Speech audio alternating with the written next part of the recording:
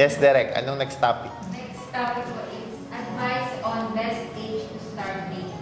Best age to start dating. Parang hirap sagutin. Yeah. Para sa akin, ang understanding ko dyan, especially sa panahon ngayon, na hindi mo yan mapipigilan or Kaya minsan may tendency sila na baka maging aggressive or rebellious. If I am to advise kung kailan sila dapat mag-date, I really don't think it's something that I can put an age to it. Kasi hindi ko naman kontrolado yung pakiramdam ng ibang tao eh. For me, it happened nung college tayo, diba? Though, alam nyo naman, syempre, na-experience din namin gawin yung mga kalokohan, but we were serious enough not to hinder yung mga wrong choices before we even decided to get married, diba? So, mas nangibabaw siguro sa atin yung pagiging responsible. Yes. So, even if nag-date na kami since first year college, kahit naman syempre, of course, na-experience din namin yung mga bagay-bagay, alam nyo na yun.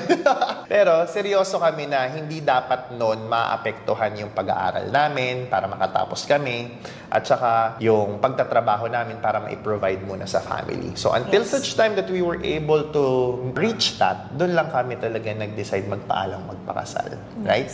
So, yun lang yung experience namin. If it will help you, and I guess that's how we wanted it. And hindi ko siya iibahin kahit na ulitin natin yun.